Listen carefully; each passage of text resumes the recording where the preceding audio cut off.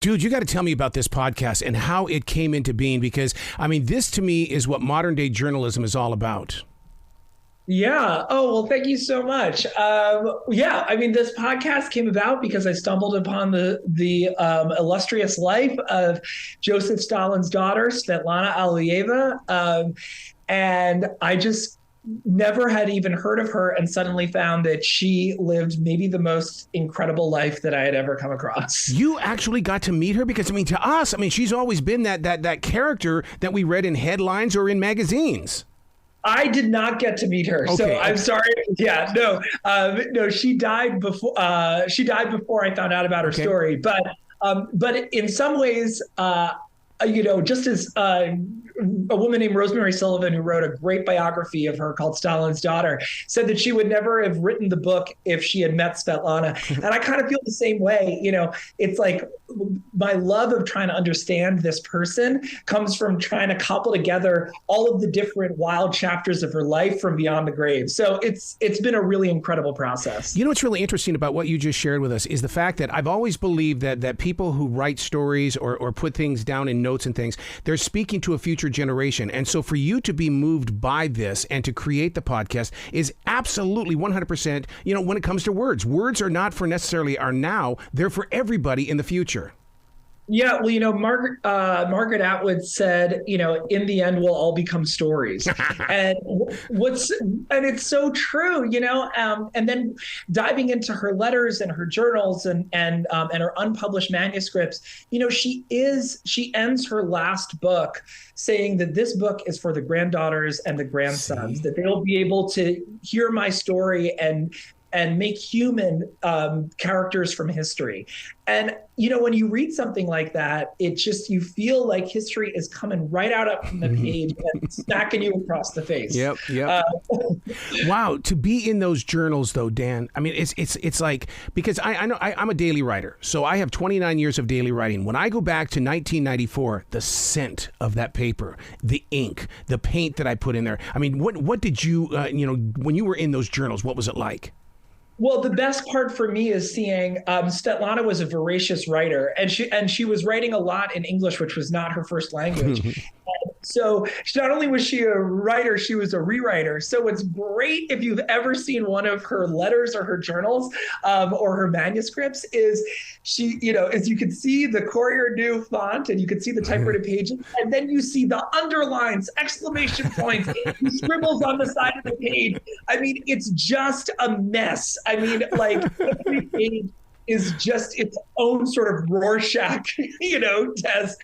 And that's where it starts to feel alive, where you actually see the person who was the writer writing the words. And it's just incredible. Wow. I got to tell you, I love the length of each episode, because you give me that right amount of space where I can, take it all in, think about it, create conversation. And so it's like I go to the next episode, but you give me enough space to where I don't get burned out by the episode. Yeah, well, that is, I will take the compliment, but it's definitely shared between me and my whole team of Allison Joy, Adam Weber, Catherine Isaac, Joe Batsilowitz. So we have a whole group. We call ourselves the Svetlanites. It is true. I will take the credit that I got obsessed first, but I definitely did not fall the hardest. And so, we've spent hours just, outlining, trying to craft, what are the episodes of her life, which is also, it's like crafting story out of life is its own editorial choice. So, we hope that we're as honest as we can be about our perspective and what I'm bringing to the table, what we're bringing to the table. A lot of people in comments on the social media, some people love that I bring my own life story into it. Some people don't.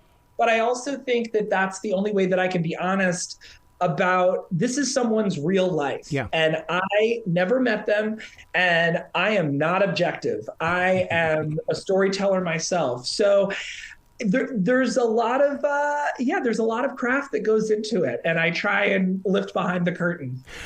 I think this is coming at such a perfect time because Russia is definitely back in the news again. And I bump into people all the time that talk about the former leaders. Stalin is definitely one of them. So to have this about Stalin's daughter, I mean, I can't imagine the culture shock to go from Russia to the United States. And the reason why I bring that up is because I see a lot of Ukrainians that are coming to the United States now that don't understand how Americans live. But they're getting, I mean, like the other day, someone from Ukraine discovered the lottery system. You should have seen their eyes. They won $5.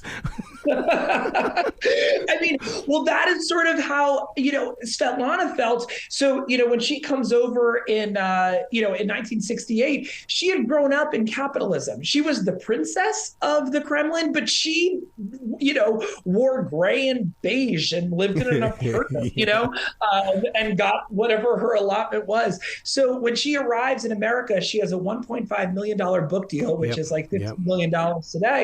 And she has no concept of money. Now, that can go one of two ways. But you can, get a taste of capitalism and you're like, oh my God, I'm going to ride this all the way to the top. But for Svetlana, she was like, money?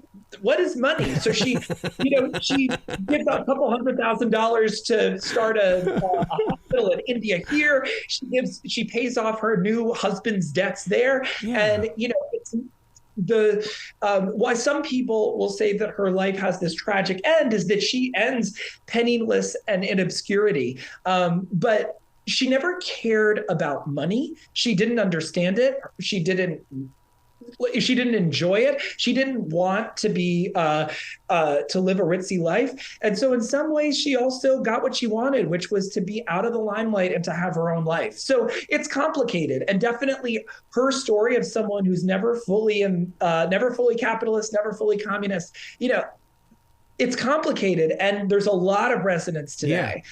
Yeah, I'll tell you a fascinating part of your podcast, and I really kind of chuckled like a child when I came across it, was that she got married 3 weeks after landing on American soil. I laughed at it because 3 weeks after I got divorced, I got married again, but I've been married for 30 years. So I mean, I'm sitting there going, "Oh my God!" When you know. You do know. So I'm anxious to find out because you dug in deep with her journals and stuff. What was that choice? I mean, 3 weeks and then she's married? Yeah. So, well, it actually was, it was about a year that she lived in America on her own. So she had a little bit of that buffer. But when the 3 weeks comes in is she was a big celebrity in America. She was the Soviet princess who defected. And she got letters and telegrams and phone calls from people all over the country. One such person was a very strange, very mystical woman named Olga Lazarevich Hindenburg Lloyd Wright. Wow. She was the widow of famed architect Frank Lloyd Wright. Yep. And she was still running his architect cult. I shouldn't say cult. It was not a cult. It was a commune out in Arizona. And Olga believed that Svetlana should come to her because Olga had a daughter herself, a daughter named Svetlana, who had died tragically in a car crash a couple decades earlier. And she believed that our Svetlana, Joseph Stalin's daughter Svetlana, was the reincarnation of her dead daughter Svetlana. So she brings her to the desert, to Scottsdale, to a world fashioned out of Frank Lloyd Wright architects. And it's there that she introduces her to Frank Lloyd Wright's number two, a man by the name of William Wesley Peters. And 3 weeks after she sets foot in Taliesin, she only planned to stay for a week, but 3 weeks later, she marries William Wesley Peters, who in fact was the widower husband of the dead Svetlana. So Svetlana is now becoming Svetlana Peters, who is, so she is called Svet 2 in the Taliesin world.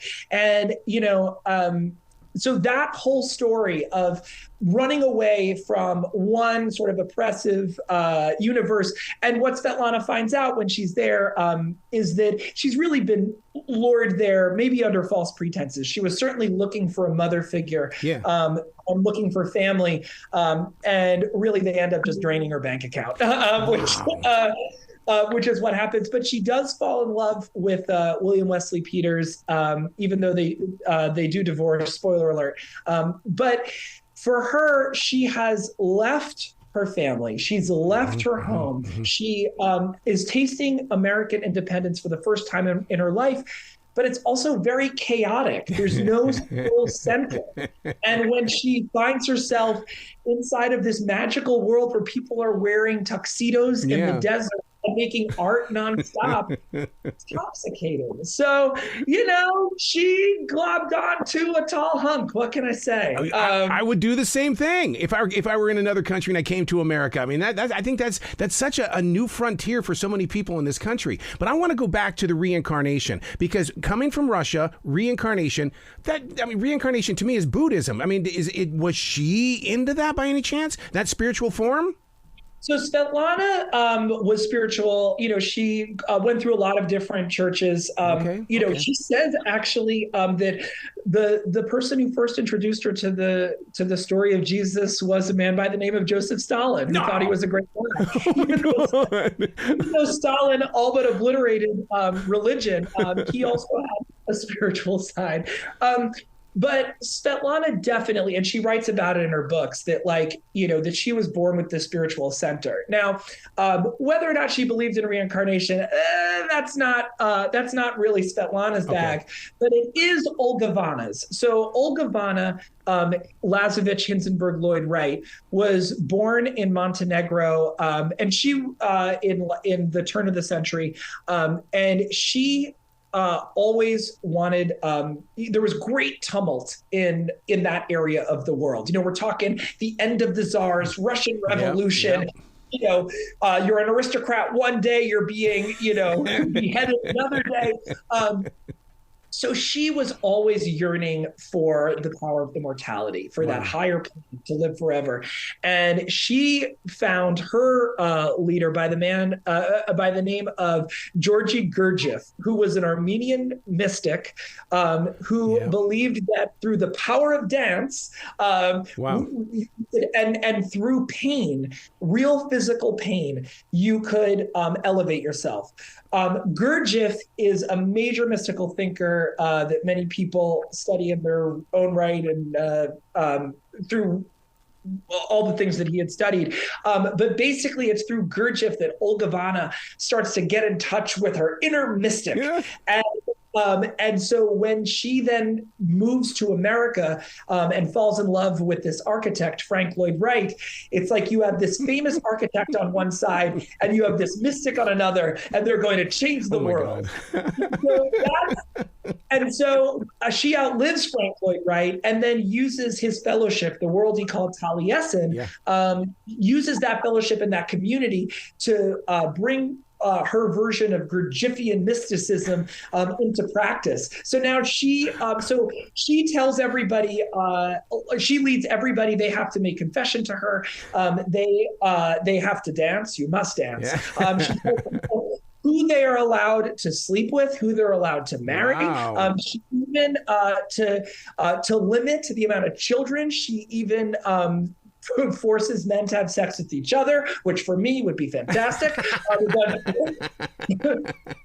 But she really is quite controlling and demanding in all sorts, in every aspect of people's lives in the Taliesin world. And so that's the universe that our Svetlana unknowingly walks herself into.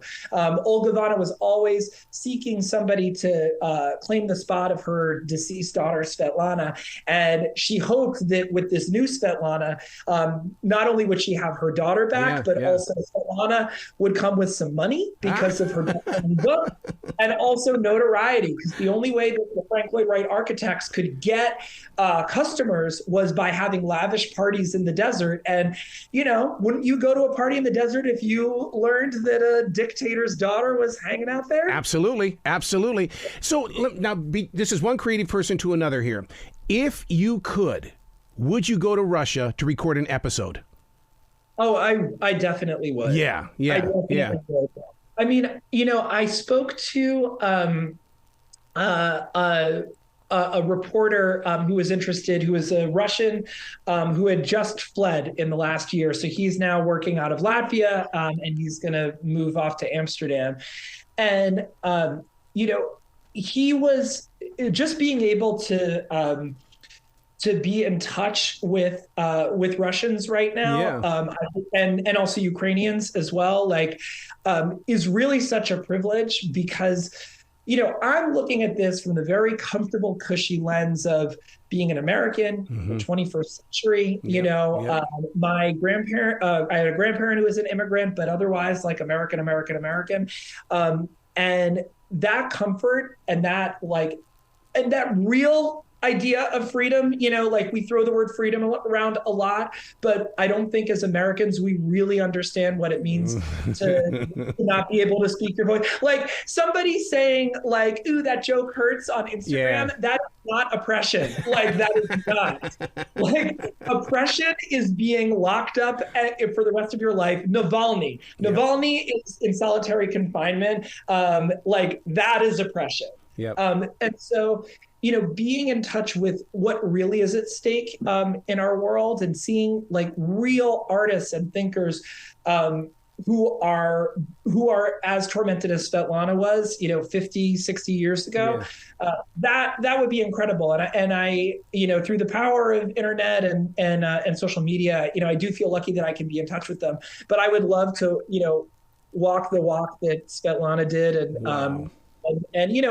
And there are people who are still alive. So I've been who are her friends. So I've been lucky over Zoom to meet people who knew her, and I feel like going to Russia even more so. Absolutely. You got to come back to this show anytime in the future. The door is always going to be open for you, dude. I love your storytelling, and I know there's more than just this inside that creative mind.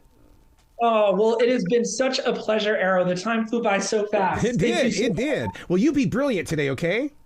You too. You too. All right. See ya.